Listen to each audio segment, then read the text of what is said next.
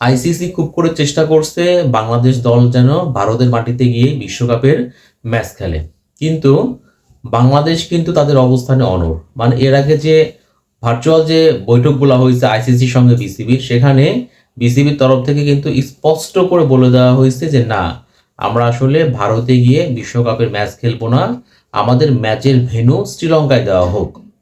তো এরপরে আইসিসি সরাসরি একজন প্রতিনিধিকে আজকে ঢাকায় পাঠিয়েছিল। যদিও দুইজনের আসার কথা ছিল, কিন্তু একজন তিনি সময় মতো ভিসা পাননি, এ কারণে আসলে আজকে বাংলাদেশে আসতে পারেননি। আর একজন তিনি সরাসরি ঢাকায় এসেছেন এবং বিসিবি কর্তাদের সঙ্গে তিনি আজকে বৈঠক করেছেন।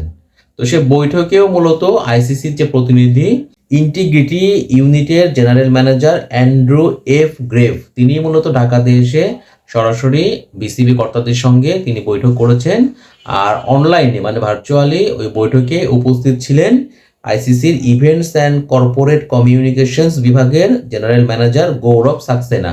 এই গৌরব সাক্সেনায় তিনি কিন্তু ভিসা পাননি, তারও বাংলাদেশে আসার কথা ছিল, কিন্তু তিনি ভিসা না পাওয়ার কারণে আসতে পারেননি। তো মূলত এই দুই প্রতিনিধির সঙ্গে আজকে কিন্তু বোর্ড কর্তাদের মানে বিসিবি কর্তাদের আজকে আলোচনা হয়েছে এবং সেখানে আইসিসির এই প্রতিনিধিরা চেষ্টা করেছিলেন যে বিসিবিকে ম্যানেজ করতে, তারা যেন ওই সূচি অনুযায়ী ভারতে গিয়ে বিশ্বকাপের ম্যাচ খেলে। কিন্তু বাংলাদেশ ক্রিকেট বোর্ডের কর্তারা যারা আছে মানে বাংলাদেশ ক্রিকেট বোর্ড, তারা কিন্তু আগের অবস্থানে অনড়। তারা ওই আবারও সাফ জানিয়ে দিয়েছেন যে না, কোনোভাবে তারা ভারতের মাটিতে গিয়ে বিশ্বকাপের ম্যাচ খেলবেন না। কারণ হচ্ছে ভারতের মাটিতে বাংলাদেশ দলের নিরাপত্তার শঙ্কা রয়েছে।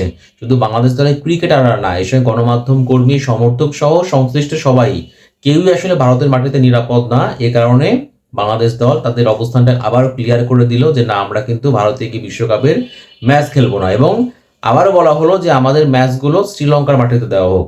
মানে বাংলাদেশের তরফ থেকে কিন্তু একটা কথা সবসময় বলা হচ্ছে যে আমরা বিশ্বকাপ খেলতে চাই, কিন্তু সেটা ভারতের মাটিতে না। যেহেতু বাংলাদেশ দলের সেখানে নিরাপত্তা শঙ্কা আছে, তাই আমরা ভারতের মাটি থেকে বিশ্বকাপের কোনো ম্যাচ খেলবো না, আমাদের ম্যাচগুলো শ্রীলঙ্কাতে দেওয়া হোক। আমরা বিশ্বকাপ খেলতে চাই, কিন্তু সেটা শ্রীলঙ্কার মাটিতে।